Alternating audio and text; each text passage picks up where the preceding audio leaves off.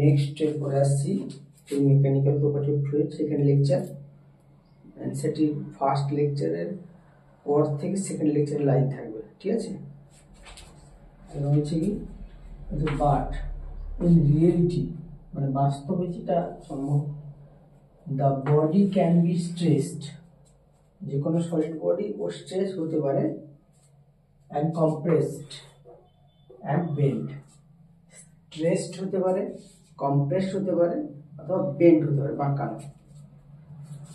Even the appreciably rigid steel bar can be deformed, হচ্ছে কোনো rigid still বার সে deform হতে পারে, ডিফর্ম মানে বিকৃতি, when sufficiently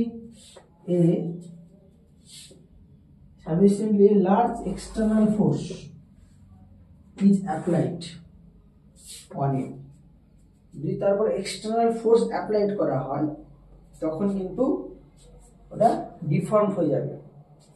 This means that solid bodies are not perfectly rigid. This means that solid bodies are not perfectly rigid. Solid body perfectly rigid নয়, rigid মানে দৃঢ় বস্তু, ওকে।